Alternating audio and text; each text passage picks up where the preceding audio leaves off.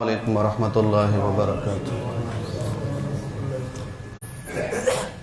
الحمد للہ وکفی وسلام علی عبادہ الذین اصطفی، اما بعد فاعوذ باللہ من الشیطان الرجیم، بسم اللہ الرحمن الرحیم۔ وللہ العزۃ ولرسولہ وللمؤمنین، صدق اللہ العظیم وصدق رسولہ النبی الکریم، ونحن علی ذلک لمن الشاہدین والشاکرین، الحمد للہ رب العالمین۔ درود شریف پڑھ لو۔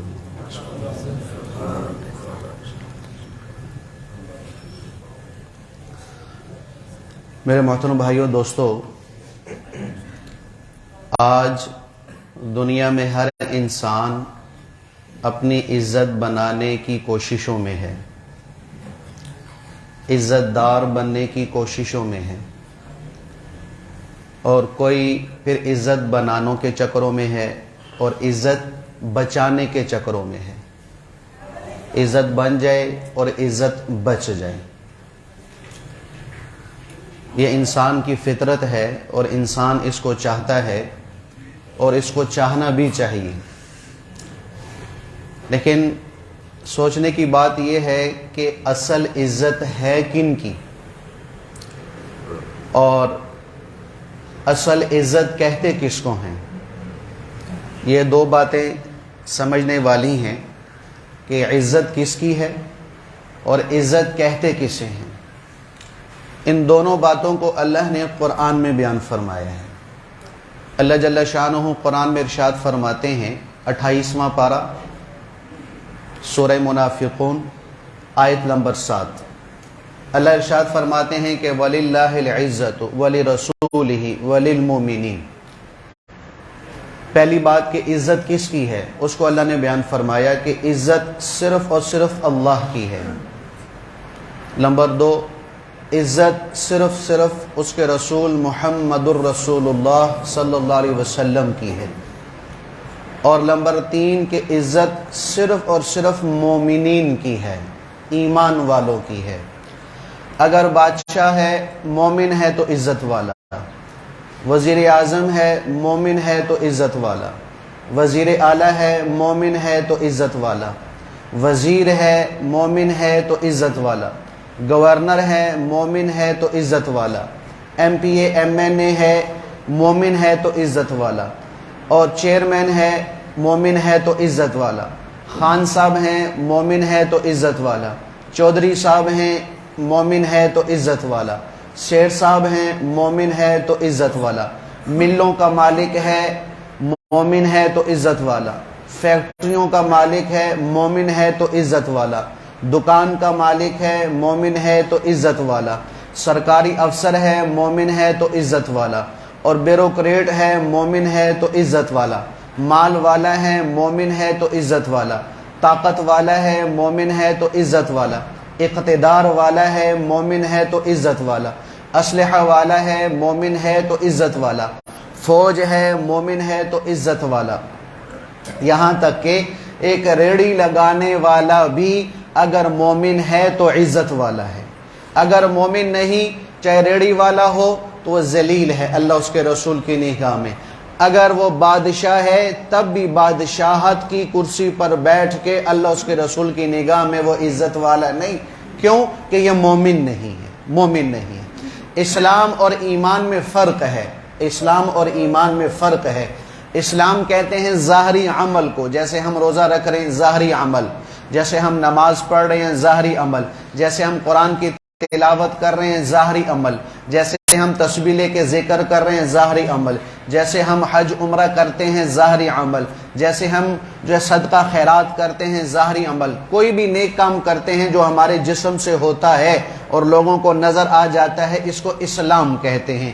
ایمان اندر کی کیفیت کا نام ہے، اندر کے عقیدے کا نام ہے، اندر کی جو اللہ سے تعلق ہے اس کا نام ہے، کہ جو جتنا ایمان میں بڑھتا جائے گا، یعنی جس کا عقیدہ بڑھتا جائے گا ایمان بڑھتا جائے گا، جس کی اللہ سے محبت بڑھتی جائے گی ایمان بڑھتا جائے گا، جس کا اللہ پہ بھروسہ بڑھتا جائے گا ایمان بڑھتا جائے گا، جس کا اللہ سے تعلق بڑھتا جائے گا ایمان بڑھتا جائے گا، جسے اللہ کا دھیان نصیب ہوتا جائے گا ایمان بڑھتا جائے گا، اور جس کو عبادت کی روح ملتی جائے گی اس کا ایمان بڑھتا جائے گا۔ اب یہ ظاہراً روزہ رکھا، اس روزے کا مطالبہ کیا ہے، اس روزے کی روح کیا ہے، اس روزے کا اثر کیا ہونا چاہیے کہ انسان کے دل میں تقوی پیدا ہو۔ تقوی کسے کہتے ہیں کہ ہر وقت، ہر لمحہ، ہر لحظہ اللہ کا دھیان ہو کہ میں اللہ کی نگاہوں میں ہوں، میں اللہ کی سماعتوں میں ہوں، یہ ایمان بڑھ رہا ہے۔ اسی طرح نماز کا ایک ظاہری ڈھانچہ جو میں آپ ادا کر رہے ہیں یہ اسلام ہے، لیکن نماز کی روح، نماز کی حقیقت مجھے نصیب ہو جائے کہ جیسے میں نماز میں اپنے آپ کو پابند کرتا ہوں کہ ہاتھ اللہ کے حکم کے بغیر استعمال نہیں کرتا، آنکھ اللہ کے حکم کے بغیر استعمال نہیں ہوتی، زبان اللہ کے حکم کے بغیر استعمال نہیں ہوتی، کان اللہ کے حکم کے بغیر استعمال نہیں ہوتا، اور میرا پورا وجود اللہ کے حکم کے تابع ہوتا ہے کہ میں دائیں بائیں حرکت نہیں کرتا، تو نماز کی روح یہ ہے کہ نماز کے علاوہ جو ہماری زندگی ہے، گھر کی، باہر کی، بازار کی، خوشی کی، شادی کی، غمی کی، جتنی ہماری زندگی ہے، کھانے پینے کی، سونے کی، اٹھنے کی، جاگنے کی، وہ بھی نماز کی طرح اللہ کی پابند ہو جائے تو یہ پابند ہو گئی تو ایمان بڑھ رہا ہے، ایمان بڑھ رہا ہے۔ ذکر کر رہے ہیں سبحان اللہ، الحمدللہ، اللہ کا نام زبان سے لیا جا رہا، یہ اسلام ہے۔ اب ذکر کا تقاضا کیا ہے، ذکر کی روح کیا ہے، ذکر کا مطلوب کیا ہے؟ ذکر کا مطلوب یہ ہے کہ مجھے اللہ کا دھیان نصیب ہو جائے، کہ میں مسجد میں ہوں تب بھی مجھے یہ خیال ہو کہ اللہ دیکھ رہا، میں بازار میں ہوں تب بھی یہ خیال ہو کہ مجھے اللہ دیکھ رہا، میں مجمع میں ہوں تب بھی یہ خیال ہو کہ میں اللہ کی نگاہوں میں ہوں، اور میں تنہائی میں ہوں، کمرے میں ہوں، کوئی دیکھنے والا نہیں، تب بھی میرا یہی نظریہ اور گمان اور عقیدہ ہو کہ مجھے اللہ دیکھ رہا ہے، مجھے اللہ سن رہا ہے۔ تو عبادات کی روح کا نصیب ہو جانا، عبادات کی جو مطلوب چیزیں ہیں وہ مل گئی تو میں ایمان میں بڑھ رہا ہوں، میں ایمان میں میری ترقی ہو رہی ہے، میں مومن بنتا جا رہا ہوں۔ اس لیے سورہ حجرات میں ایک صحابہ کی جماعت اسلام قبول کر کے حضور نبی کریم علیہ السلام کے دربار میں آ گئی، یا رسول اللہ صلی اللہ علیہ وسلم، ہم نے آپ کا کلمہ پڑھ لیا ہے، آپ کا دین اختیار کر لیا ہے، تو ہم مومن ہو گئے، ہم تو مومن ہو گئے۔ اللہ نے فوراً قرآن اتار کے فرمایا، جس کا مفہوم بنتا ہے کہ میرے حبیب ان سے فرمائیے کہ ابھی تم مسلمان ہوئے ہو، ابھی تم مومن نہیں ہوئے، تو صرف کلمہ پڑھ لینا یہ مومن ایمان کی علامت نہیں ہے، یہ اسلام کی علامت ہے۔ اب ایمان کے لیے محنت کرنی پڑے گی، ایمان کے لیے دوڑ لگانی پڑے گی، ایمان کے لیے قربانیاں دینی پڑے گی۔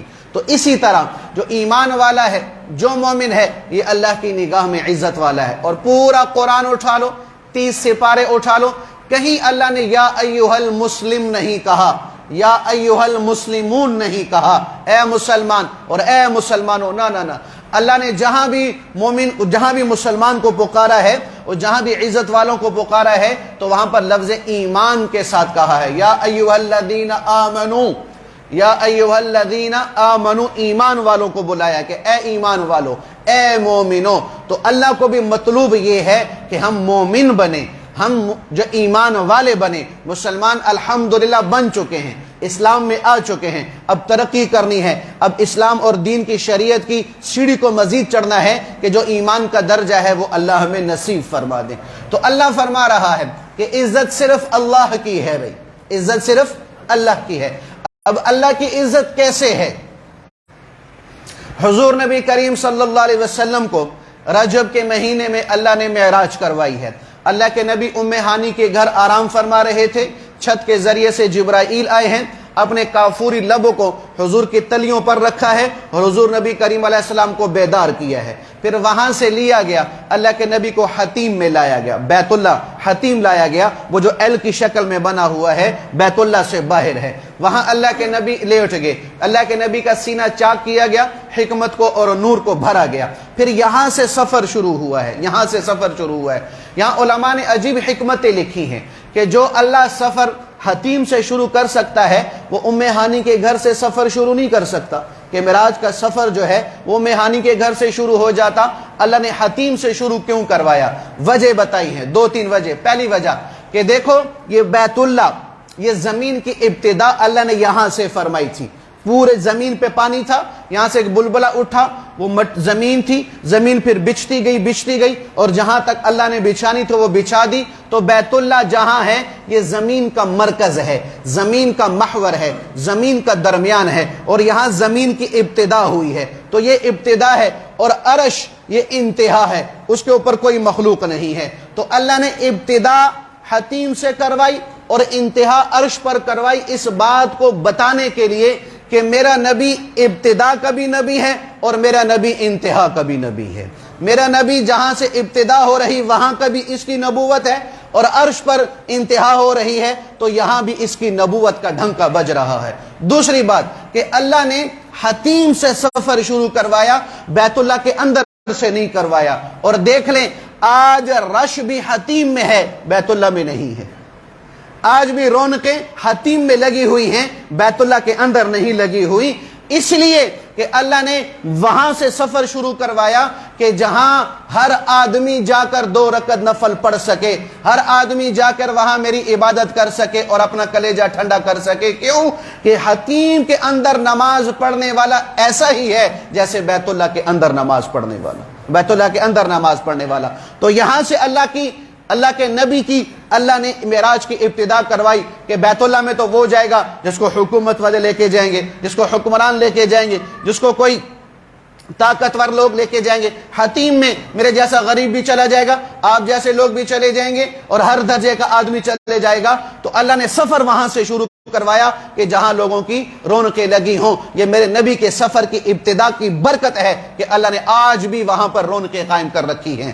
پھر اللہ کے نبی صلی اللہ علیہ وسلم کو وہاں سے لیا گیا، بیت اللحم اتارا گیا. بیت اللحم عیسیٰ علیہ السلام کی جائے پیدائش. فرمایا میرے حبیب حکمت کیا ہے؟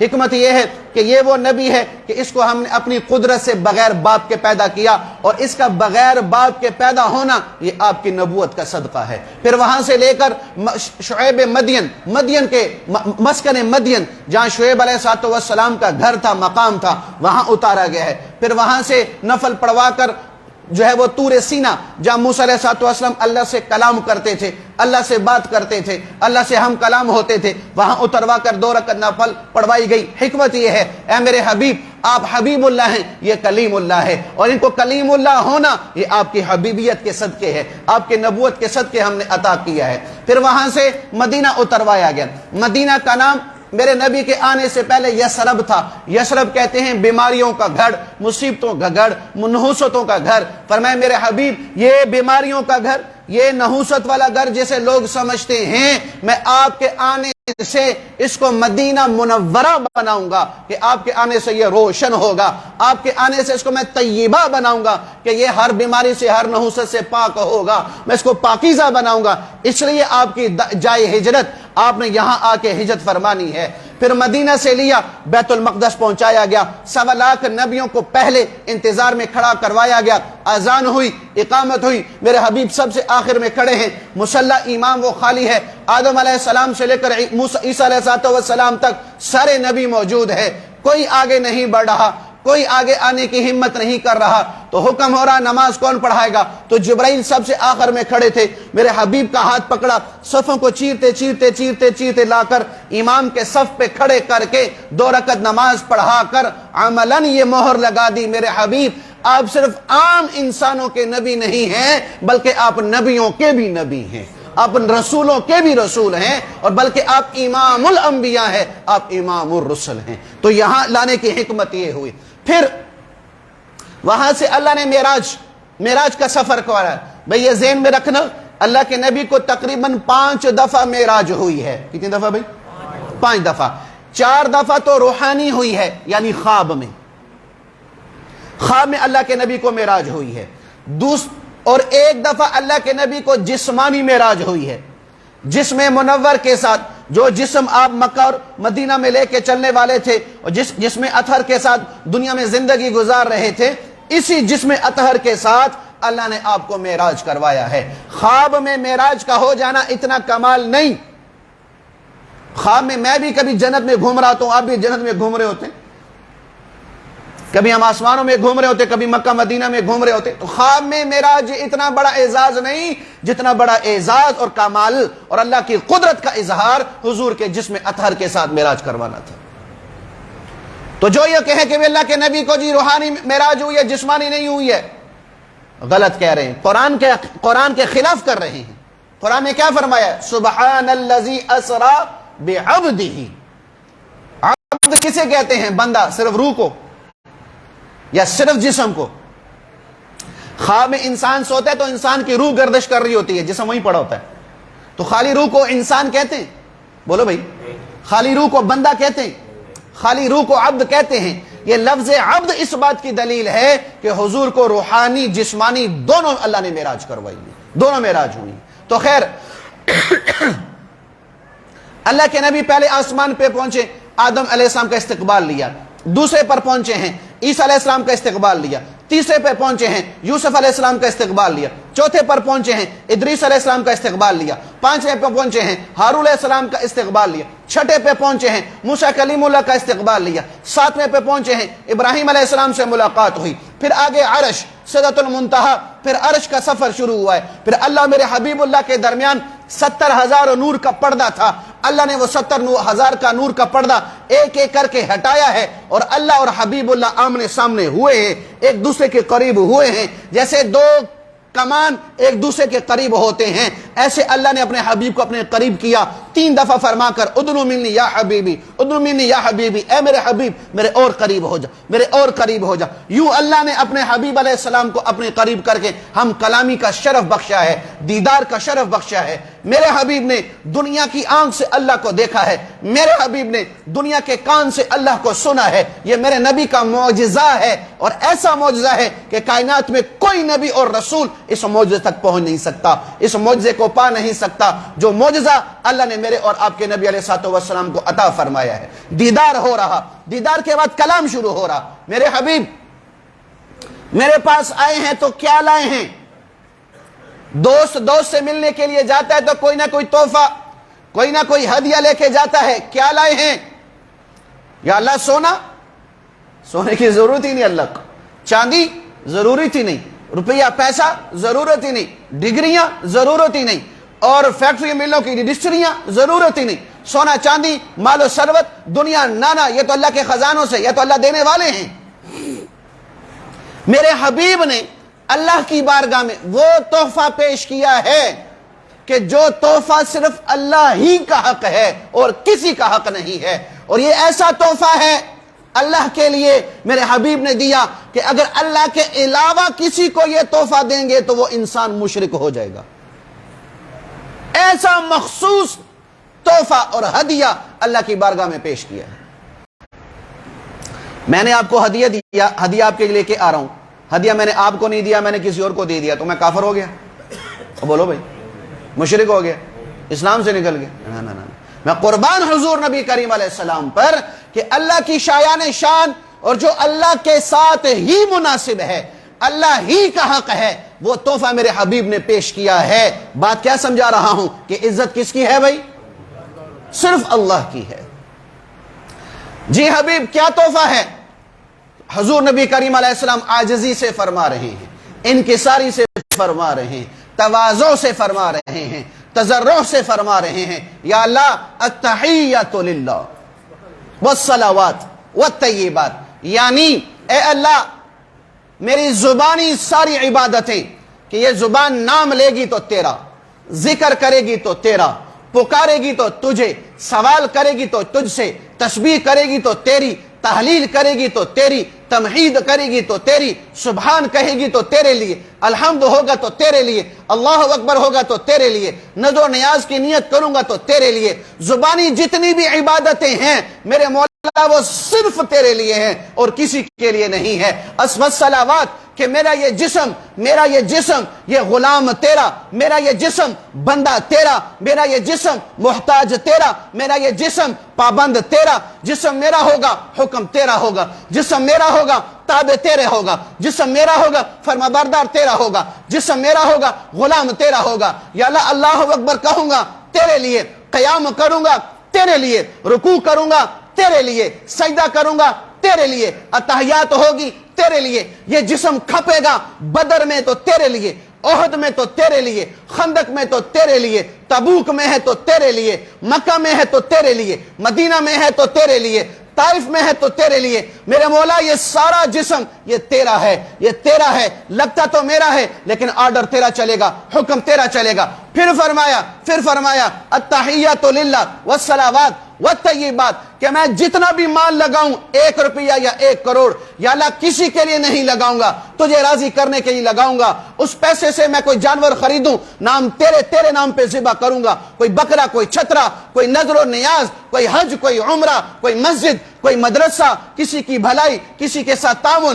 किसी यतीम की यतीमियत को दूर करना, मिस्कीन की जरूरत को पूरा करना, बेवा की जरूरत को पूरा करना, या अल्लाह जो काम भी करूंगा या अल्लाह सिर्फ तेरे लिए करूंगा। तो सोचो भाई, कायनात में अल्लाह के बाद मखलूकात में सबसे अफजल, सबसे आला, सबसे अशरफ, सबसे अकमल, सबसे अहसन, सबसे अजमल, सबसे आला, सबसे बाला, सबसे आलम, सबसे अख्तब, सबसे अख्तम, सबसे अक़रा, सबसे अतका, सबसे औरा और सबसे बड़ा नबी अल्लाह को ये कह रहा है, ए अल्लाह मेरा तन भी तेरा, मेरा धन भी तेरा, मेरा मन भी तेरा, मेरा जिस्म भी तेरा, मेरी रूह भी तेरी, मेरी जुबान भी तेरी, मेरा जिस्म भी तेरा, मेरा माल भी तेरा। तो जिसके लिए कायनात का सबसे बड़ा इंसान अपना सब कुछ पेश कर रहा है, तो वो जात कितनी बड़ी इज्जत वाली होगी। और वो जात कौन है भाई?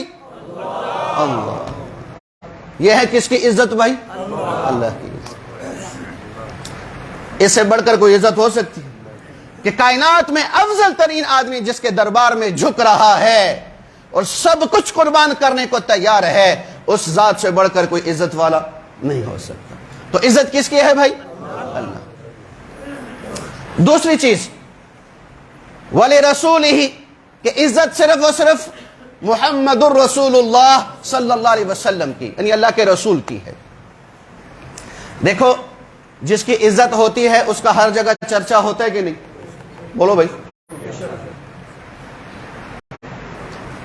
जिसकी जितनी इज्जत उसका उतना चर्चा। इज्जत का लेवल है जिस एतबार से, उसी एतबार से जिक्र का चर्चा, उनका नाम लिया जाता है। लाहौर की हद में है तो लाहौर तक, पाकिस्तान में इज्जत है तो पाकिस्तान की हद तक, बाहर मुमालिक में इज्जत है तो बाहर मुमालिक तक। लेकिन इसमें एक चीज है कि वो जिक्र हर वक्त नहीं होता। अगर किसी को अल्लाह ने इज्जत दी है तो वो इज्जत के लिए जो चर्चा होगा वो हर वक्त नहीं होगा। आज है तो कल नहीं, इस महीने तो अगले महीने नहीं, इस साल है तो अगले साल नहीं, और 5-6 साल गुजरेंगे तो उसका जिक्र बंद हो जाएगा। मर गए तो लोग भी क्या करेंगे भाई? साथ जिक्र के साथ इज्जत भी दफना देंगे, जिक्र भी दफनाएंगे, काम खत्म। लेकिन जो अल्लाह ने रसूलुल्लाह को इज्जत अता फरमाई है, मेरे हबीब सल्लल्लाहु अलैहि वसल्लम को इज्जत अता फरमाई है कि मेरे हबीब नहीं थे फिर भी जिक्र खैर था, मेरे हबीब आ गए हैं फिर भी जिक्र खैर है, मेरे हबीब मक्का मदीना में हैं फिर भी जिक्र खैर है, और मेरे नबी दुनिया से चले गए हैं आज भी जिक्र खैर चल रहा है। मैं जोग्राफाई तरीके से अल्लाह के नबी का जिक्र अर्ज करना चाहता हूं। देखो, दुनिया के नक्शे को देखो तो यह मशरिक जो है, ये जो मशरिक जहां से सूरज निकलता है, तो इस मशरिक के इंतहाई किनारे पर इस्लामी मुल्क एक है, इंडोनेशिया मुल्क है, और वो रकबे के लिहाज से सबसे बड़ा मुल्क है, सबसे बड़ा मुल्क है। इंडोनेशिया के कई जजीरे हैं, उन जजीरों में सबसे पहला जजीरा सिल्बिज है। तो वहां सबसे पहले सुबह होती है, तुलुए फजर होती है, यानी सबसे पहले आजान फजर की सिल्बिज में होती है। सिल्बिज के बाद समात्रा में, समात्रा के बाद बला में, बला में बाद बर्मा में, बर्मा के बाद ढाका में, ढाका के बाद बांग्लादेश में, बांग्लादेश के बाद कलकत्ता में, कलकत्ता के बाद श्रीनगर में, श्रीनगर के बाद बंबई में, बंबई के बाद ये आजान चल रही है, आजान चलते चलते चलते बंबई से फिर श्रीनगर, श्रीनगर से फिर सियालकोट, सियालकोट से फिर कोयटा, कोयटा से फिर कराची, कराची से फिर जो है वो बलोचिस्तान और सिंध, फिर बलोचिस्तान सिंध से होते हुए पंजाब, پھر پنجاب سے یہ سرحد، پھر سرحد سے یہ آزان چل رہی ہے افغانستان میں، افغانستان سے آزان چلی مسقط میں، مسقط سے پھر اسکندریہ میں، اسکندریہ کے بعد یہ بغداد میں، بغداد کے بعد ملک شام میں، ملک شام سے ہوتے ہوئے مصر، مصر سے پھر صومالیہ، صومالیہ سے ہوتے ہوئے یہ جنوبی افریقہ، جنوبی افریقہ میں چلتے چلتے یہ آزان بحر اقیانوس، یہ شمال کی طرف بالکل اینڈ میں یہ سمندر ہے جس نے زمین کا 20% حصہ اپنے اندر سمویا ہوا ہے، 20% پانی بحر اقیانوس کا چل رہا ہے۔ تو وہ سلبس سے آزان فجر چلی ہے اور یہ بحر اقیانوس تک پہنچتے پہنچتے 9 گھنٹے لگے ہیں، یعنی 9 گھنٹوں میں فجر کی آزان یہ بحر اقیانوس پر پہنچی ہے۔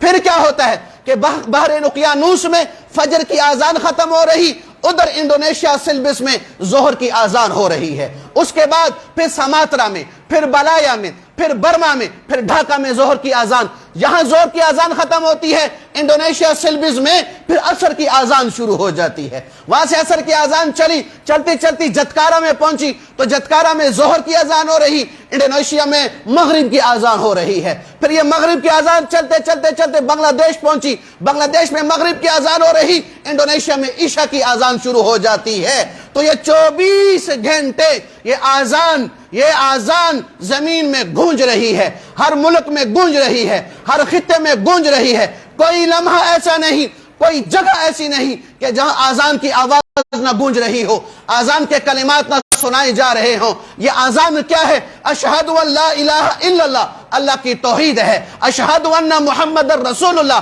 میرے نبی کی رسالت ہے، یعنی جہاں جہاں اللہ کی رسالت ہوگی وہاں میرے نبی، جہاں اللہ کی توحید ہوگی وہاں میرے نبی کی رسالت ہوگی، جہاں اللہ کی توحید کا ڈنکا ہوگا وہیں میرے نبی کی نبوت کا چرچا ہوگا۔ تو جہاں اللہ کا نام لیا جائے گا وہیں بھی محمد الرسول اللہ کا بھی نام لیا جائے گا۔ یہ ہے رسول اللہ کی عزت کہ کوئی فلاں خزان جو ہے وہ خلا اور فضا اور جنگل اور بیابان، سمندر اور صحرا اور جنگل اور دیہات اور شہر اور حجر اور پتھر، نباتات اور جمادات، حیوانات، درند اور پرند اور چرند، آبی، خاکی، ناری اور نوری، کہ جہاں اللہ کی توحید کا اعلان نہ ہو رہا ہو اور ساتھ ہی محمد الرسول اللہ کی بھی نبوت کا اعلان نہ ہو رہا ہو، اس سے بڑھ کر کوئی عزت؟ یہ اللہ کا وعدہ ہے میرے حبیب کے ساتھ، وَرَفَعْنَا لَكَ ذِكْرَكَ، میرے حبیب جہاں میرا نام ہوگا وہیں آپ کا نام ہوگا، وہیں آپ کا نام ہوگا۔ یہ ہے رسول کی عزت۔ اب مومنین کی عزت سنو بھائی، مومنین کی عزت وہ کیا عزت ہے؟ اللہ اکبر۔ یہ 17 رمضان آج سنا ہوگی نا جی، کل 17 رمضان ہے، تو اس 17 رمضان کو کیا ہوا بھائی؟ اونچی آواز سے، جنگ بدر ہوئی۔ ام عائشہ کا بھی انتقال ہوا ہے، اب دنیا سے رخصت ہوئی تھی 17 رمضان کو، اور 17 رمضان ہی کو جنگ بدر ہوئی ہے۔ تو یہ جنگ بدر ان 2 باتوں کی دلیل ہے۔ نمبر 1 عزت مومن کی، اور عزت کسے کہتے ہیں، مومن کی عزت اور عزت کسے کہتے ہیں۔ حضور نبی کریم صلی اللہ علیہ وسلم، جنگ بدر کا پس منظر یہ ہے، حضور نبی کریم علیہ السلام مدینہ میں تشریف فرما، آپ کو بتایا گیا کہ ابو سفیان رضی اللہ عنہ ابھی اسلام قبول نہیں کیا، وہ پورے مکہ والوں کا مال لے کر ملک شام گئے ہیں، وہاں مال بیچا ہے اور بہت زیادہ نفع لے کر واپس آ رہے ہیں۔ تو حضور نبی کریم علیہ السلام نے صحابہ سے مشورہ کیا کہ اگر اس لشکر کو پکڑ لیا جائے تو اللہ کی طرف سے ہمیں بہت سارا مال غنیمت مل سکتا ہے۔ صحابہ نے کہا یا رسول اللہ ہم حاضر، جیسے آپ کی رائے، کہ چلو تیاری کرو۔ تیاری کیا کروائی کہ لشکر پکڑنا ہے، لڑنا تو ہے نہیں، جنگ تو کرنی نہیں ہے، تو لہٰذا چلو ایسے ہی نکلو۔ اب یہ صحابہ نکلے ہیں 313، چند اسلحہ ساتھ، وہ کیا ہے بتاتا ہوں ابھی۔ اب بتاؤ بھی اللہ کے علم میں ہے کہ نہیں کہ آگے جنگ ہوگی؟ بولو بھائی، اللہ کے تو علم میں ہے کہ ابو سفیان کے لشکر سے لڑائی نہیں ہونی، ابو جہل کے لشکر سے لڑائی ہو جانی، اور لشکر بھی وہ ہوگا جو ان سے 3 گنا زیادہ ہوگا، تعداد میں بھی اور اسلحہ میں بھی، قوت میں بھی اور مال میں بھی ان سے زیادہ ہوگا۔ لیکن اللہ عالم الغیب والشہادہ، کہ غیب کو جاننے والا اللہ، وہ یہ نہیں کہہ رہا میرے حبیب کہاں جا رہے ہیں، آپ کی جو لڑائی ہونی ہے، نہیں، اللہ نے نہیں بتایا۔ وجہ کہ اللہ دیکھنا چاہتے ہیں کہ یہ مومن ہیں کہ نہیں۔ امتحان ہے آج. اگر میرے نبی کو علم غیب ہوتا تو اللہ کے نبی بتا نہ دیتا صحابہ کو؟ بولو بھائی. تو میرے حبیب نے نہیں بتایا، اس بات کی دلیل ہے کہ میرا حبیب عالم الغیب نہیں. عالم الغیب کون ہے بھائی؟ اللہ کی ذات. صحابہ تیار ہو گئے، تقریباً 4 رمضان یا 5 رمضان کو مدینہ سے نکلے ہیں، اور 2 صحابی ان کو حالات کی خبر لینے کے لیے آگے بھیج دیا کہ جاؤ معلومات کرو کہ یہ لشکر جو ہے وہ ابو سفیان کا کہاں تک پہنچا ہے. یہ 2 صحابی آگے پہنچ گئے. ادھر ابو سفیان کو کھٹکا تھا، وہ جگہ جگہ لوگوں سے معلومات کر رہا تھا بھی مدینے کی کیا کیفیت ہے، حضور مدینے میں ہی ہیں کہ مدینہ سے نکل آئے. ہر ایک سے معلومات کرتا تھا. اب جو یہ مدینہ کے قریب ہو رہا ہے تو اس کی خبریں ملنا شروع ہو گئی. اب آخر میں یہ خبر پہنچ گئی کہ بھی حضور تو نکل گئے ہیں تمہیں پکڑنے کے لیے. تو اس نے زمزم غفاری کو پیسے دیے اور دوڑایا کہ جاؤ بھی مکہ والوں کو اکٹھا کرو اور آؤ کہ اپنا مال بچاؤ، کہ محمد صلی اللہ علیہ وسلم اور اس کے صحابہ تمہارا مال پکڑنے لگے ہیں. تو زمزم غفاری مکہ پہنچا، اونٹ اس نے دوڑایا، اور دوڑایا جب مکہ میں داخل ہوا تو اس نے اونٹ کو اتنی زور سے کھینچا ہوا تھا کہ اس کے نتنے پھٹ چکے تھے، اور اونٹ سانس لیتا تھا تو وہ خون کے فوارے چھوٹتے تھے. یہ اترا، اس نے اپنا گریبان چاک کیا، بالوں کو اس نے بکھیرا. یہ اس بات کی دلیل تھی کہ بہت بڑی مصیبت سر پہ آن پڑی ہے. تو اس نے مکہ میں داخل ہوتے ہی شور ڈالا شروع کر دیا، آؤ بھی چلو اپنا مال بچاؤ، چلو اپنا پیسہ بچاؤ، چلو اپنا تجارتی سامان بچاؤ، چلو اپنی پونجی کو بچاؤ. ابو جہل نے یہ جب بات سنی تو اس نے ایک دم ایمرجنسی پورے مکہ میں نافذ کر دی. لوگوں کو اکٹھا کر رہا ہے، اسلحہ والوں کو اکٹھا کر رہا ہے، اپنی فوج اکٹھی کر رہا ہے، اپنی طاقت اکٹھی کر رہا ہے. کرتے 1000 کے قریب اس نے لشکر اکٹھا کر لیا، جس میں مال بھی، جس میں اسلحہ بھی، جس میں سواریاں بھی، جس میں عورتیں بھی، جس میں شراب بھی، جس میں کباب بھی، سب چیزوں کو اکٹھا کر دیا. اکٹھا کرنے کے بعد ناچنے گانے والیوں کو ساتھ لیا اور شراب اور کباب کو ساتھ لیا. لوگوں نے کہا ان لڑکیوں کا کیا کرنا ہے اور یہ شراب اس کو کیا کرنا ہے؟ کہا وہاں میں محمد صلی اللہ علیہ وسلم کو نعوذ باللہ قتل کر کے، صحابہ کو قتل کر کے 3 دن وہاں رہ کر میں جشن مناؤں گا اور میں عیاشی کروں گا اور میں خوشی مناؤں گا کہ میں نے ان کا صفایا کر دیا ہے. اس تکبر کے ساتھ وہ مکہ سے نکل رہا ہے، اس انا کے ساتھ وہ مکہ سے نکل رہا ہے، اور اس امید اور آس پہ نکل رہا ہے کہ آج محمد صلی اللہ علیہ وسلم اور اس کے صحابہ دنیا سے مٹ جائیں گے. اس تکبر کے ساتھ وہ مکہ سے نکلا ہے. مکہ سے کیسے نکلا ہے؟ مکہ سے نکلا، اللہ کے نبی صلی اللہ علیہ وسلم کو خبر پہنچ گئی کہ بھئی ہم نے تو لینا تھا ابو سفیان کو، لیکن اب آ گیا ہے ابو جہل کا لشکر. 1000 کا لشکر آ گیا ہے، جو اسلحہ سے لیس ہے، جو طاقت سے لیس ہے، جو ہر طرح کی قوت کے ساتھ لے کر میدان میں اتر رہا ہے. حضور نے سارے صحابہ کو بٹھا لیا، سارے صحابہ کو، 313 صحابہ، وہ 1000، دگنا لشکر آ رہا ہے. 313 صحابہ. اشیرو، اے صحابہ مجھے مشورہ دو اب کیا کریں. آئے تھے ابو سفیان کو پکڑنے، لیکن مقابلہ ہو جائے گا ابو جہل کے ساتھ. ابو سفیان کا لشکر پکڑتے تو مال ملنا تھا، ابو جہل کے ساتھ مقابلہ ہو گیا تو جان دینی پڑے گی. ابو سفیان کا لشکر پکڑتے تو دنیاوی اسباب ملنے تھے، ابو جہل سے ٹاکرا ہوگا تو تن سے سر جدا ہوگا. ابو سفیان کا لشکر پکڑتے تو مکہ مدینے کی زندگی میں تھوڑی سی خوشحالی، کوئی کھانے پینے کی چیزیں مل جانی تھی، گھر والوں کے ساتھ خوشی کے ساتھ چند لمحات گزارنے تھے. لیکن اب ابو جہل کا مقابلہ ہونا ہے.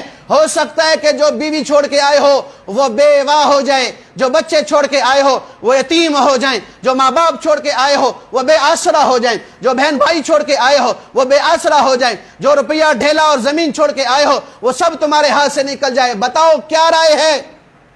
بتاؤ کیا رائے ہے؟ مجھے مشورہ دیا جائے. اب ایمان کسے کہتے ہیں؟ ایمان میں نے بتایا تھا کہ ظاہری اسباب، ظاہری اعمال کا نام اسلام ہے. اندر جتنا اللہ پہ یقین ہوگا، جتنا اللہ پہ بھروسہ ہوگا، جتنا اللہ پہ توکل ہوگا، اور جتنی اللہ اس کے رسول سے محبت ہوگی اور اس کی محبت سب پر غالب ہوگی، یہ ایمان میں سب سے اعلیٰ درجے پہ ہوگا. یہ مومن کہلائے گا، یہ ایمان والا کہلائے گا. صحابہ ایمان والے تھے، مومن تھے، ایمان والے تھے، مومن تھے. سیدنا ابو بکر صدیق رضی اللہ عنہ کھڑے ہوئے، جو ہر کام میں پہل کرنے والے، ہر معاملے میں آگے بڑھنے والے، ہر نیکی میں پہل کرنے والے. سب سے پہلا ابو بکر کھڑا ہوا، فرمایا یا رسول اللہ صلی اللہ علیہ وسلم غم نہ کریں، آئے تھے ابو سفیان کو لینے لیکن مقابلہ ابو جہل سے ہو رہا ہے. یا رسول اللہ غم نہ ہو، غم نہ کریں، دل میں یہ بات نہ لائے کہ ہم آپ کو پیچھے چھوڑ دیں گے۔ آپ پر مرنا تو منظور ہے، آپ کو چھوڑنا منظور نہیں ہے۔ آپ پر قربان ہونا تو منظور ہے، بھاگ جانا منظور نہیں ہے۔ کہا ٹھیک ہے بیٹھ جاؤ۔ پھر حضرت عمر بن خطاب کھڑے ہوئے، انہوں نے بھی یہی بات فرمائی، یا رسول اللہ آپ کا اشارہ ہوگا جان قربان کر دیں گے، آپ کا اشارہ ہوگا ہم اپنے وجود کے ٹکڑے ٹکڑے کروا دیں گے، پریشان نہ ہو، ہم آپ کے ساتھ ہیں، ہم آپ کے ساتھ ہیں۔ حضور نے پھر فرمایا مجھے مشورہ دو، تو مقداد بن اسود رضی اللہ عنہ کھڑے ہو گئے۔ یہ تینوں صحابہ مہاجرین میں سے ہیں جو مکہ سے مدینہ آئے تھے۔ کہ یا رسول اللہ صلی اللہ علیہ وسلم، اللہ نے جو آپ کو حکم دیا ہے کہ ابو جہل سے لڑنا ہے، آپ حکم پورا کریں، ہم آپ کے ساتھ ہیں۔ ہم بنی اسرائیل نہیں ہیں کہ بنی اسرائیل نے موسیٰ علیہ السلام سے اور ہارون علیہ السلام سے کہا تھا اذهب انت وربك فقاتلا ان هاهنا قاعدون، میرے اے موسیٰ اور اے ہارون جاؤ آپ جا کے لڑائی کرو، آپ کا رب جا کے جنگ کرے، جہاد کرے، ہم سے لڑائی نہیں ہوتی، ہم سے جہاد نہیں ہوتا، فتح ہو جائے تو ہمیں بلا لینا، ہم بھی کھانے پینے کے لیے آ جائیں گے۔ فرمایا یا رسول اللہ ہم بنی اسرائیل نہیں ہیں کہ جو آپ کو یوں کہیں گے کہ آپ جاؤ، بلکہ ہم کہیں گے اذهب انت وربك فقاتلا انا معکم مقاتلون، یا رسول اللہ آپ بھی آئیں، آپ کا رب بھی آئے، تو جہاں آپ کا پسینہ گرے گا صحابہ کا وہاں خون گرے گا، صحابہ کا وہاں خون گرے گا، ہم نہیں پیچھے ہٹنے والے۔ یہ کون لوگ ہیں بھائی؟ مہاجر۔ مدینہ والے بھی خاموش ہیں۔ اللہ کے نبی نے پھر فرمایا عشیرو، مجھے مشورہ دو، مجھے مشورہ دو۔ تو پھر انصار نے کہا لگتا ہے کہ حضور نبی کریم علیہ السلام ہماری رائے لینا چاہتے ہیں، تو سعد ابن معاذ رضی اللہ عنہ کھڑے ہوئے حمد و ثنا کے بعد کہا یا رسول اللہ صلی اللہ علیہ وسلم آمنا بک، ہم آپ پر ایمان لائے، اللہ پر ایمان لائے، بن دیکھے آپ کی باتوں کو تسلیم کیا کہ اللہ ہے مانا ہے دیکھا نہیں، جنت ہے مانا ہے دیکھی نہیں، جہنم ہے مانی ہے دیکھی نہیں، بن دیکھے آپ پر ایمان لائے ہیں۔ اب کیفیت یہ ہو گئی ہے، آئے تھے کسی اور نیت سے لیکن معاملہ کچھ اور پیش آ رہا ہے اللہ کی طرف سے، تو اے میرے حبیب سل من شیتا اقطع من شیتا، میرے حبیب جس کے ساتھ چاہیں ہمیں جوڑ دیں، جس کے ساتھ چاہیں ہمیں توڑ دیں، جس کے ساتھ چاہیں صلح کروا دیں، جس کے ساتھ چاہیں جنگ کروا دیں، ہمارا مال بھی حاضر، جو مال آپ لے لیں گے، جو نہیں لیں گے، جو لے لیا وہ اس چھوڑے ہوئے سے ہمیں زیادہ محبوب ہوگا کہ آپ نے ہمارا مال قبول کر لیا ہے۔ آپ ہمیں حکم دیں کہ برگ الغیمات یمن تک، مکہ سے یمن تک گھوڑے دوڑاتے جائیں، پیچھے نہ دیکھیں، اللہ کی قسم ہم یمن تک گھوڑے دوڑاتے جائیں گے، پیچھے مڑ کے بھی نہ دیکھیں گے۔ آپ ہمیں کہیں کہ آگ کے سمندر میں چھلانگ لگا دو یا رسول اللہ، ہمارا بوڑھا، ہمارا جوان، ہمارا بچہ چھلانگ مار دے گا، آپ کے حکم کو نہیں توڑے گا، یعنی ہم آپ کے دائیں لڑیں گے، بائیں لڑیں گے، آگے لڑیں گے، پیچھے لڑیں گے، کہ ہمیں اللہ اس کے رسول کے حکم پر مرنا منظور ہے، آپ کو چھوڑنا منظور نہیں ہے۔ یہ کیا کہلاتا ہے بھائی؟ ایمان کہلاتا ہے کہ ظاہری کوئی اسباب نہیں ہے فتح کی، ظاہری کوئی سبب نہیں ہے غلبے کا، ظاہری کوئی سبب نہیں ہے زندگی کا، ہر چیز موت کی طرف بلا رہی ہے، ہر چیز موت کی دعوت دے رہی ہے، ہر چیز سے ظاہراً پتہ چل رہا کہ ہم فتح نہیں پا سکتے، ہمیں شکست ہو جائے گی، لیکن اللہ کا حکم ہے تو اللہ پہ بھروسہ کیا ہے کہ وہ اللہ فتح دینا چاہے تو اسباب کے ذریعے بھی دے سکتا ہے، اور فتح دینا چاہے تو بغیر اسباب کے بھی دے سکتا ہے، کہ وہ عزت ذلت کا مالک ہے، فتح اور ناکامی کا مالک ہے، اس کو فتح دینے کے لیے سبب کی ضرورت نہیں کہ وہ مسبب الاسباب ہے، بغیر سبب کے کر دے یا سبب کے ساتھ کر دے، اس کا کام ہے، ہم حاضر ہو گئے ہیں، اب اللہ جانے اس کا کام جانے، اس کو ایمان کہتے ہیں۔ اب ہم 2 منٹ کے لیے اپنے آپ کو دیکھیں، اپنے گریبان میں دیکھیں کہ جب حالات آتے ہیں، پریشانی آتی ہے، ہمارا رخ کدھر ہوتا ہے؟ ہمارا دھیان کدھر جاتا ہے؟ پیسے والے پہ پریشانی آئی تو دوڑ پیسے کی طرف، مال والے پر دوڑ آئی تو مصیبت آئی تو دوڑ مال والے کی طرف، اسباب والوں پر مصیبت آئی تو دوڑ اسباب والوں کی طرف، کوئی بیماری پریشانی آ گئی تو ڈاکٹر کی طرف، کوئی معاملہ پھنس گیا تو بڑے بڑے تعلقات کی طرف، گھر میں فاقہ آ گیا تو حلال نہیں تو حرام کی طرف، گھر میں مصیبت آ گئی حلال نہیں تو رشوت اور سود کی طرف۔ کیوں؟ کہ ہم مومن نہیں ہیں، ناراض نہیں ہونا، ہم مسلمان ہیں، اس لیے نماز بھی پڑھ لیتے ہیں، روزہ بھی رکھ لیتے ہیں, ذکر بھی کر لیتے ہیں, حج عمرہ بھی کر لیتے ہیں, لیکن جو مطلوب ہے ایمان, میں بھی خالی ہوں, آپ بھی خالی.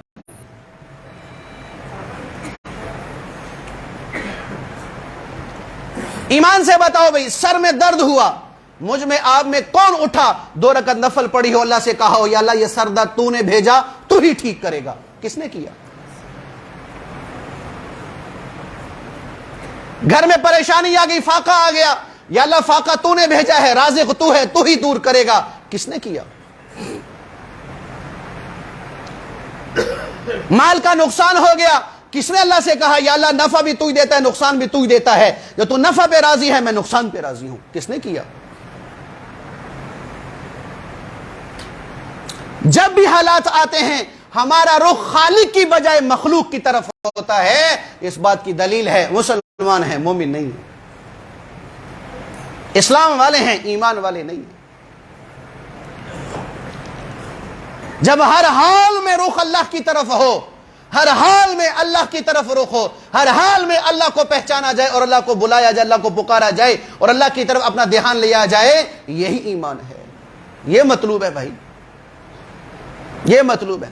بایزید بسطامی رحمت اللہ علیہ کا انتقال ہو گیا, بہت بڑے, ان کو سلطان العارفین کہا جاتا ہے, ان کا یہ لقب ہے, بہت بڑے اللہ والے گزرے. تو کسی کو خواب میں ملے, کہا جی کیا ہوا؟ کہ اللہ نے مجھے اپنے دربار میں پیش کر کے کہا بایزید کیا لائے ہو, کیا لائے ہو؟ تو میں نے سوچا کہ اپنی عبادتیں, ریاضتیں, مجاہدیں ان کو چھوڑو اور یہ کہو کہ یا اللہ توحید لایا ہوں. کیا لایا ہوں؟ توحید لایا. تو میں نے کہا یا اللہ توحید لایا ہوں, کہ میں موحد تھا, مشرک نہیں تھا. اللہ, بڑے ہوتے ہیں تو بڑوں کی بھی چھوٹی بات پہ بھی پکڑ ہو جاتی ہے.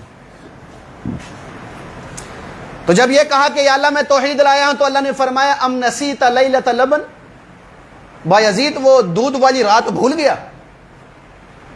ہوا ایسے تھا, انہوں نے ایک دفعہ رات کو دودھ پیا, دودھ پینے کے بعد پیٹ میں درد ہو گیا.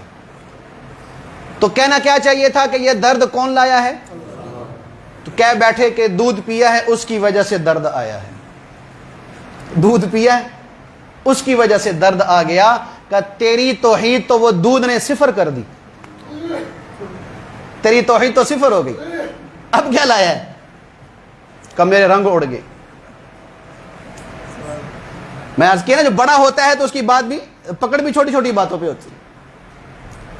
یعنی سبب کی طرف تُو نے نگاہ اٹھائی ہے, مسبب الاسباب کی طرف نہیں, کہ یہ تو سبب ہے. دودھ کیا ہے؟ دودھ میں کیا حیثیت, دودھ میں کیا طاقت کہ وہ پیٹ میں درد کرے یا طاقت پہنچائے؟ اللہ کا حکم ہے. کہ تو نے میری طرف نسبت نہیں کی, توحید صفر. اور ہم تو صبح سے لے کر شام تک اللہ کو درمیان میں لاتے ہی نہیں ہیں. یہ حکومت نے کر دیا, یا ڈالر نے کر دیا, یا پیٹرول نے کر دیا, چاچا عمران خان نے کر دیا, چاچا نواز شریف نے کر دیا, یا چاچا شہباز شریف نے کر دیا, اور کئی بے وقوف مولوی فضل الرحمان کے پیچھے بڑے ہوتے ہیں. آج مال اوپر, ریٹ اوپر چلا گیا, آج ریٹ نیچے آ گیا, آج میں نے یہ کھا لیا, آج میں نے یہ پہن لیا, آج میرے بیٹے نے یہ کھا لیا, آج یہ ہو گیا. تو ہم تو دوڑتے ہی اسباب کی طرف ہے, مسبب الاسباب کی تو ہماری نگاہ جاتی نہیں ہے. تو ہم کون سے موحد ہوئے, ہم کون سے ایمان والے ہوئے؟ لہذا بھئی ہر حال میں نگاہ کس پر ہو بھئی؟ اللہ پر. جو بھی حال آئے اللہ کی طرف ہو, اور جو حال آئے اس حال پہ صبر کرنے والے بنو. اللہ کی قسم اٹھا کے کہہ رہا ہوں, اللہ دنیا اور آخرت میں ہرا بھرا کر دے گا.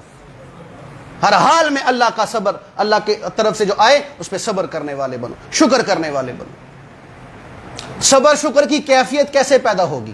حضور نبی کریم علیہ السلام اس کا حل بتایا ہے. فرمایا کہ جو دنیا کے معاملوں میں اپنے سے نیچے والے کو دیکھے اور دین کے معاملے میں اپنے سے اوپر والے کو دیکھے. دین کے معاملے میں اپنے سے اوپر والے کو دیکھنا ہے کہ ماشاءاللہ بھئی وہ تو تہجد بھی پڑھتا ہے, وہ تو روزانہ قرآن پڑھتا ہے, ذکر کرتا ہے, تسبیح کرتا ہے, اللہ کے راستے میں بھی نکلتا ہے, حج عمرے کرتا ہے. میں کیا کر رہا ہوں؟ میں تو کچھ بھی نہیں کر رہا. تو کیا ہوگا؟ دین کی طرف بڑھنے کا شوق پیدا ہوگا, اور صبر کی کیفیت بھی پیدا ہوگی, اور شکر کی کیفیت بھی پیدا ہوگی. اگر نیچے اور دنیا والے کو کیا, اپنے سے نیچے والے کو دیکھنا ہے دنیا کے اعتبار سے, کہ یار اس کے پاس تو 2 وقت کی روٹی بھی نہیں ہے, میرے پاس تو 2 وقت کی روٹی تو ہے, اللہ کا شکر ہے. یہ تو بیچارہ جو ہے وہ خیموں میں رہتا ہے, میرے پاس تو اللہ کا شکر ہے چھت تو ہے. سال میں 1-2 جوڑے پہنتا ہے. الحمدللہ میرے پاس سردی گرمی کے جوڑے ہیں. وہ تو چٹنی سے روٹی کھاتا ہے, چلو میرے گھر میں شکر ہے دال تو ہے. اس کا تو کاروبار بھی نہیں ہے, چلو میری نوکری تو ہے, ماہانہ میرے پاس پیسے تو آ رہے ہیں, میرے بچے زندگی تو گزار رہے ہیں. تو جب یہ کیفیت ہوگی دین کے اعتبار سے اوپر والا, دنیا کے اعتبار سے نیچے والا, تو صابر اور شاکر بنے گا. لیکن ہماری مصیبت یہ نہیں, ہماری مصیبت الٹ ہے, ہم نے الٹ کر دی ہے. ہم اپنے سے اوپر دنیا والے کو دیکھتے ہیں اور اپنے سے نیچے دین والے کو دیکھتے ہیں. وہ یہ تے نماز نہیں پڑھتا, شکر ہے میں 2 تے پڑھنا وہاں, اس نے تو 1 روزہ نہیں رکھا, میں 10 روزے تو رکھے نا, شکر ہے مولوی صاحب. تو ہم نے الٹ کر دیا کہ دین کے معاملے میں اپنے سے نیچے والے کو دیکھ رہے ہوتے. تو ہم جس سطح پر ہیں دین کے اعتبار جس سطح پہ اس پہ مطمئن ہوگی. بس ٹھیک ہے جی, میرے تو بڑا کوئی چودھری نہیں, میں بڑا پاٹے خاں ہوں, میرے تو بڑا کوئی ولی نہیں ہے گا. ہم نے یہ کام شروع دین کے دنیا کے معاملے میں اوپر سے دیکھ, اوہ نے 1 کروڑ کما لی, میرے کو 10 لاکھ آیا, میں تو نقصان میں جا رہا ہوں. یا اللہ تو نے میری نقصان کرنا تھا. وہ اتنی بڑی بڑی گاڑیوں میں پھر رہا ہے, میرے پاس موٹر سائیکل ہے. وہ اتنے بڑے بڑے گھروں میں رہ رہا ہے, میرے پاس 5 مرلے کا گھر. اس کے بعد بڑی بڑی ملیں, میرے پاس 3 مرلے کا دکان ہے. تو یہ کیفیت کیا ہو گئی ہے؟ ناشکری والی اور بے صبری والی. اس ناشکری اور بے صبری والی زندگی اور کیفیت نے ہماری زندگی سے برکت ختم کر دی. اس لیے مسلمان جس حال میں بھی یہ ہوتا ہے شکر نہیں کرتا, ناشکری کی کیفیت ہے. اور ناشکر کے لیے اللہ کا کیا فرمان ہے کہ دردناک عذاب دوں گا. عذاب کی مختلف شکلیں ہو سکتی ہیں جس کو ہم اس وقت سہ رہے ہیں. یہ بھی عذاب ہے بھائی کہ مہنگائی کہیں کھڑی نہیں ہو رہی, دن بدن آگے جا رہی ہے, حالات ایک جگہ نہیں ٹک رہے. بنیاد کیا ہے کہ مجھ میں آپ میں ناشکری کی کیفیت ہے, ناشکری کی کیفیت. جس بھائی سے بھی پوچھ لو, ہاں بھی کیا حال ہے, رونا دھونا کرتے کہ نہیں کرتا بھائی, بولو بھائی. ہاں صاحب 1000 آدمیوں سے پیچھو تو 2-4 کہیں گے الحمدللہ, اللہ کا شکر ہے جہاں رکھا ہوا ہے. 1000 میں 1-2 آدمی کہے گا. تو پھر 999 جب ناشکری کریں اور 1 آدمی شکر کرے تو اللہ کی طرف سے رحمت اترے. کب اترے؟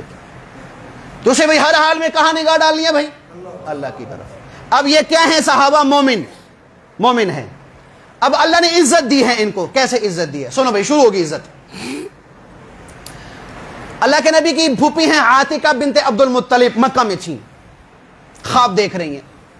خواب کیا دیکھا کہ ایک گھوڑ سوار بیت اللہ آیا ہے اور بیت اللہ آ کے اعلان کر رہا ہے, یا آل غدر, اے غدر والو یعنی اے مکہ والو, اپنے قتل گاہ کی طرف نکلو, جہاں تم نے مرنا ہے ادھر نکلو. پھر وہ گھوڑے والا جبل ابی قبیس پہ چڑھا ہے, بیت اللہ کے سامنے پہاڑ ہے اس پہ چڑھا ہے. اس نے وہاں ایک پتھر پھینکا, وہ پتھر نیچے آیا تو چورا چورا ہو گیا. اور مکہ کے ہر گھر میں وہ ایک پتھر لگا, ہر گھر میں وہ پتھر پہنچا. بڑی پریشان ہوئی. صبح اٹھی, اپنے حضرت عباس کو بتایا کہ تیری قوم پہ بڑی مصیبت آنے والی ہے, ان سے کہو کہ جنگ کے لیے نہ جائیں, کہ میں نے رات یہ خواب دیکھا ہے. خیر ابو جہل کو بتایا گیا, وہ نہیں مانا, لشکر لے کے نکل گیا. راستے میں ایک اور شخص کو خواب آیا, راستے میں قیام کیا تو رات کو خواب دیکھ رہا ہے. خواب کیا دیکھ رہا ہے کہ ہمارے خیمے لگے ہوئے ہیں, یعنی کافروں کے خیمے لگے ہوئے ہیں. ایک اونٹ والا آیا ہے, اونٹ والا آیا ہے, اور وہ کیا کہہ رہا ہے, قتل ہوا عتبہ, قتل ہوا شیبہ, قتل ہوا ابو جہل, قتل ہوا امیہ, قتل ہوا فلاں, قتل ہوا فلاں. یعنی 70 آدمیوں نے جس نے جنگ بدر میں مرنا اور مردار ہونا تھا, سب کا اس نے نام لیا. خواب کے اندر سب کا اس نے نام لیا. اس کے پاس اونٹ تھا, اس نے اونٹ کو برچھا مارا, اس کے وجود سے خون نکلا اور خیموں کی طرف کو دوڑا دیا. کوئی خیمہ ایسا نہ تھا کہ جس خیمے پہ اس اونٹ کے خون کے چیٹے نہ پہنچی. وہ پریشان. اس نے پھر صبح ابو جہل کو بتایا کہ نہ جاؤ, میں نے یہ خواب دیکھا ہے. کہ چل ایک محمد صلی اللہ علیہ وسلم نعوذ باللہ وہ نبوت کا اعلان کر رہا ہے, وہ کافی نہیں ہے کہ اب تو بھی نبی بن رہا ہے, یہ اس نے کہا. تو یہ اللہ کی طرف سے مدد آ رہی ہے, مدد آ رہی ہے. خیر اب دونوں لشکر آمنے سامنے ہوئے, دونوں لشکر آمنے سامنے ہوئے. میرے نبی نے کیفیت دیکھی. وہ 1000 یا 313, ان کے پاس 300 تلواریں, مسلمانوں کے پاس 7 تلواریں. 700 نیزے کافروں کے پاس, مسلمانوں کے پاس 70 نیزے. 300 300 گھوڑے کافروں کے پاس، مسلمانوں کے پاس 2 گھوڑے، 700 اونٹ کافروں کے پاس، 60 اونٹ مسلمانوں کے پاس، اور وہ کھانے پینے سے لیس اور پیچھے ذخیرہ پڑا ہوا ہے کھانے پینے کا، اور یہ وہ صحابہ ہیں کہ جنہوں نے فاقے سے روزہ رکھا ہے، ہونٹ خشک ہیں، پیٹ کمر کو لگا ہوا، جسم میں پورا لباس بھی نہیں ہے، پاؤں میں پورے جوتے بھی نہیں ہیں، لیکن اللہ اس کے رسول کے نام پہ مرنے کے لیے آ گئے ہیں، کیونکہ ایمان والے تھے، کیونکہ مومن تھے۔ میرے نبی نے جب یہ کیفیت دیکھی تو کہا بھی چلو آج رات اللہ کو راضی کرو۔ حضرت علی فرماتے ہیں کہ یہ جو درمیان میں رات آئی تھی، کوئی صحابی ایسا نہ تھا کہ جو مصلی پہ کھڑا ہو کے اپنے رب کو راضی نہ کر رہا ہو، میرے نبی کے لیے عریش چھپڑ ایک بنایا گیا، جس میں آج بھی مسجد عریش موجود ہے، میدان بدر میں اللہ کے نبی وہاں پر خیمہ لگایا، اللہ کے نبی اندر، باہر سیدنا ابو بکر صدیق کھڑے ہیں، ننگی تلوار لے کے پہرا دے رہے ہیں، میرے حبیب نے مصلی بچھایا ہے اور اپنے مبارک ہاتھوں کو اللہ کی بارگاہ میں اٹھایا ہے، اے اللہ یہ قریش والے، یہ مکہ والے، یہ تیرے نافرمان، یہ تکبر کے ساتھ آئے ہیں، تیرے نبی کے نام کو مٹانے کے لیے آئے ہیں، تیرے دین کو مٹانے کے لیے آئے ہیں، اے اللہ میں اپنی زندگی کی ساری پونجی یعنی صحابہ تیرے در پہ لے آیا ہوں، میں اپنی دولت تیرے در پہ لے آیا ہوں، میں اپنی ساری زندگی کی کمائی تیرے در پہ لے آیا ہوں، اے اللہ ان کو فتح نصیب فرما، اے اللہ ان کے پاس جوتے نہیں ہیں انہیں جوتے عطا فرما، ان کے پاس اسلحہ نہیں ہے ان کو اسلحہ عطا فرما، یا اللہ یہ پیاسے ہیں ان کو پانی عطا فرما، یا اللہ یہ بھوکے ہیں ان کو کھانا عطا فرما، یا اللہ یہ پیدل ہیں ان کو سواری عطا فرما۔ پھر ایک جملہ بولا ہے، کون سا جملہ جو تاریخ میں کسی امتی کے لیے نبی نے نہیں کہا؟ کیا کہا؟ اللہم ان تہلک ہذہ العصابہ لا تعبد فی الدنیا، اے اللہ اگر یہ 313 کا جتھا میری زندگی کمائی آج شکست کھا گئی تو قیامت تک پھر تیرا کوئی نام لینے والا نہ ہوگا۔ اتنا بڑا مان میرے حبیب نے کیا ہے صحابہ کی جماعت، اور میرا حبیب بے قرار ہو کے تڑپ رہے ہیں جیسے کوئی سام کا ڈسا ہوا تڑپتا ہے، رو رہے ہیں جیسے غموں کا مارا ہوا رو رہا ہے، اللہ کو راضی کر رہے ہیں، کندھے پہ سے چادر مبارک وہ پیچھے گر گئی، ابو بکر میرے نبی کی آہیں اور سسکیاں سن رہے ہیں اور دعائیں سن رہے ہیں، ابو بکر سے برداشت نہ ہوا، تلوار کو پھینکی، پیچھے سے اللہ کے نبی کو اپنے سینے سے لگایا، یا رسول اللہ بس کر دیں، اللہ کی مدد آ گئی ہے، اللہ کی مدد آ گئی ہے۔ پھر صبح ہوا، پھر دونوں لشکر آمنے سامنے ہوئے ہیں، پھر میرے نبی کے ہاتھ اٹھے ہیں، یا اللہ یہ مسکین ہیں، یہ غریب فقیر ہیں، ان کی مدد فرما۔ تھوڑی دیر کے بعد صحابہ نے دیکھا کہ ایک ہوا کا بھگولا وہ اٹھا ہے زمین پر، علی نے کہا یا رسول اللہ یہ کیا ہے؟ فرمایا یہ جبرائیل ہے، تمہاری مدد کے لیے آسمان سے 500 فرشتے لے کے آ چکا ہے۔ پھر ہوا کا بھگولا اٹھا، یا رسول اللہ یہ کیا ہے؟ کہ یہ میکائیل ہے کہ 500 فرشتے لے کے تمہاری مدد کے لیے آ گیا، 1000 کافر 1000 فرشتہ اللہ نے زمین پہ اتار دیا۔ پھر فرمایا میرے حبیب 1000 کم ہیں، میں 3000 بھیج رہا ہوں، 3000 کم ہیں 5000 بھیج رہا ہوں۔ پھر اللہ نے عزت کی انتہا کر دی، میں نے کہا تھا نا بھی عزت کسے کہتے ہیں؟ اسے عزت کہتے ہیں۔ اذ یوحی ربک الی الملائکۃ انی معکم، انی معکم، میرے حبیب 1000 3000 5000 ہیں تو مخلوق، اب میں اللہ آ رہا ہوں، میں اللہ آ رہا ہوں تیری مدد کے لیے، میں اللہ زمین پہ اتر رہا ہوں تیری مدد۔ اس سے بڑھ کر عزت کیا ہوگی کہ جن پر دنیا میں مصیبت آتی ہے ان کا مددگار اللہ ہوتا ہے، اس سے بڑھ کر کوئی عزت ہے؟ ان سے بڑھ کوئی عزت والا ہے؟ لڑائی شروع ہوئی، 3 کافر نکلے، عتبہ شیبہ اور ولید۔ اللہ کے نبی نے انصار کو نکالا، چلو انصار، تو انہوں نے کہا بھی کون ہو؟ کہا انصار مدینہ۔ کہا ہماری تم سے کوئی لڑائی نہیں، جاؤ واپس، جاؤ واپس، اے محمد صلی اللہ علیہ وسلم ہمارا خاندان ہمارے مقابلے میں بھیجو۔ تو حضور نے کہا عبیدہ نکلو، علی نکلو، حمزہ نکلو۔ تو عبیدہ کی لڑائی عتبہ سے، حمزہ کی لڑائی شیبہ سے، علی کی لڑائی ولید سے ہوئی، ولید سے۔ حمزہ نے شیبہ کو قتل کر دیا، علی نے ولید کو قتل کر دیا، اور عتبہ نے جب عبیدہ نے جب عتبہ پہ حملہ کیا تو وہ بچ گیا، اس نے الٹا وار کر دیا عتبہ پہ، ان کی ٹانگ کٹ گئی۔ ٹانگ کٹ گئی. حمزہ اور علی دوڑے, عتبہ کو قتل کیا, عبیدہ کو اٹھایا, حضور کے قدموں میں لا کے رکھا, حضور کے قدموں کو سینے سے لگا کے کہا یا رسول اللہ میں شہید ہوں نا, میں شہید ہوں نا. فرما اللہ کے نبی روتے ہوئے فرمایا بے شک میں گواہ ہوں کہ تو اللہ کے راستے کا شہید ہے. پھر حدیث میں آتا ہے کہ اس جنگ کے بعد کئی عرصے کے بعد اللہ کے نبی کا میدان بدر میں گزر ہوا تو ان کو میدان بدر کے قریب دفن کیا گیا. تو خوشبو اٹھی جنت کی خوشبو اٹھی. یا رسول اللہ بڑی پیاری خوشبو آ رہی ہے. فرمایا یہ عبیدہ کی قبر سے آ رہی ہے, یہ عبیدہ کی قبر سے جو جنگ بدر کا شہید ہے. پھر گمسام کی لڑائی شروع ہوئی ہے.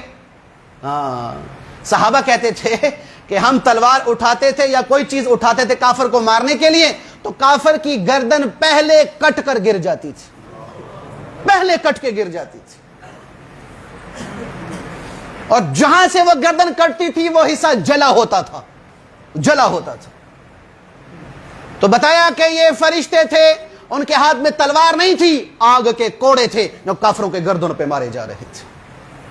اللہ نے یوں مدد فرمائی, 70 بڑے بڑے کافر قتل ہوئے, 70 بڑے بڑے جو ہے وہ قید ہوئے, 14 کے قریب صحابہ شہید ہوئے, 14 کے قریب صحابہ شہید ہوئے. پھر اللہ نے جب جنگ میں فتح نصیب فرما دی, مدینے والوں کو پتہ چلا کہ اللہ نے فتح دے دی ہے. مدینے والے نہیں مان رہے تھے, کہ وہ مانتے ہی نہیں ہے, ہو ہی نہیں سکتا کہ بے سر و سامانی میں اتنے بڑے لشکر کے ساتھ ٹکرا گئے ہوں. اللہ نے اپنی قدرت کا اظہار فرمایا کہ جو میرا ہے, جو مجھ پر ایمان لاتا ہے, میں کسی سبب کا محتاج نہیں, اس کو فتح دینے کے لیے خالی ہاتھ ہوگا میں غالب کروں گا, اسباب نہیں ہوگے میں فتح دوں گا. کہ یہ دلیل ہے جنگ بدر. خیر بھی وہ 70 قیدی جب مدینہ پہنچے پھر یقین آیا, اوہو اچھا اللہ نے مسلمانوں کو فتح دی تھی. تو جتنے مردار ہوئے تھے اس کو جنگ بدر میں جو گندا کنواں تھا سب میں اس کو ڈال دیا تھا, ابو جہل سمیت سب کو اس میں ڈالا تھا. اس کے اوپر کھڑے ہو کے اللہ کے نبی نے فرمایا تھا اے کافرو, اے ابو جہل, اے فلانے کہ اللہ نے میرے ساتھ جو وعدہ کیا تھا یعنی فتح کا اور غلبہ کا, اللہ نے وہ تو پورا کر دیا. تمہارے ساتھ جو اللہ نے وعدہ کیا تھا وہ پورا ہوا کہ نہیں, یعنی جہنم کا وعدہ پورا ہوا کہ نہیں. حضرت عمر بن خطاب پاس کھڑے تھے, یا رسول اللہ صلی اللہ علیہ وسلم یہ مردہ جسم بغیر روح والے آپ کی بات سمجھتے ہیں؟ فرمایا عمر تم سے زیادہ یہ میری بات سمجھ رہے ہیں, تم سے زیادہ یہ میری بات کو سمجھ رہے ہیں. تو پھر اللہ نے عزت اور کیا عطا فرمائی, سبحان اللہ.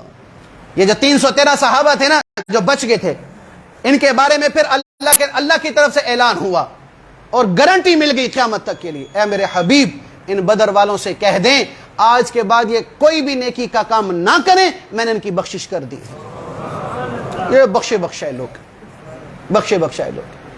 ایک دفعہ جبرائیل آئے اللہ کے نبی علیہ السلام کے پاس, یا رسول اللہ آپ کے صحابہ میں سب سے افضل کون ہیں, سب سے زیادہ محبوب کون ہیں, سب سے زیادہ عزت والے کون ہیں؟ کہ بدر والے. تو جبرائیل نے کہا یا رسول اللہ ہمارے آسمانوں میں بھی وہ فرشتے سب سے زیادہ عزت والے ہیں جو بدر میں شریک ہوئے تھے. تو بھئی عزت مومن کی ہے, مومن بننے کی کوشش کرو. اور عزت کسے کہتے ہیں؟ کہ جس کے لیے اللہ پاک اپنے اسباب اور اپنے ذرائع اور اپنی مخلوق کو تابع کر دے. اصل عزت یہ ہے. اس کو حاصل کرنے کے لیے بھی محنت ہے, گھر بیٹھے بندہ ایمان والے نہیں بن سکتا, مومن نہیں بن سکتا. جس کی دلیل ہمارے پاس جماعت والے ساتھی آئے ہوئے ہیں, ہمارے مدرسے میں افریقہ کے فرانس کے ساتھی آئے ہوئے ہیں, مستورات کے ساتھ آئے ہوئے ہیں, پاکستان میں. اس دن ہم ان سے پوچھتے تھے, کہا بھی صرف 2 لاکھ روپے میرا کرایہ لگا ہے, پاکستان آتے ہوئے صرف 2 لاکھ روپے کرایہ لگا ہے, اور یہاں آگے انہوں نے پیسہ نہیں کمانا اور روپیہ نہیں کمانا, زمینیں نہیں بنانی, یہاں آئے ہیں اللہ اس کے رسول کی بات کرنے کے لیے. کیوں؟ ایمان سیکھنا ہے, ایمان بڑھانا ہے, مومن بننا ہے. مسلمان تو ہیں, مومن بننا ہے. اس کی محنت کے لیے یہ فرانس سے چل کے یہاں پر آئے ہیں. تو ہم پاکستان میں رہ کے پاکستان کے اندر ایمان کی کیفیت, ایمان کی محنت نہیں کر سکتے بھائی؟ بولو بھائی. اس کے بھی نیت ارادہ کرو انشاءاللہ کہ ہم ایمان بنانے والی محنت میں انشاءاللہ ضرور وقت لگائیں گے. اور وہ کون سی محنت ہے بھائی؟ تبلیغ والی. سب نیت کرتے ہیں انشاءاللہ بھائی. آخری گزارش یہ ہے کہ ہمارے بھائی آئے ہوئے ہیں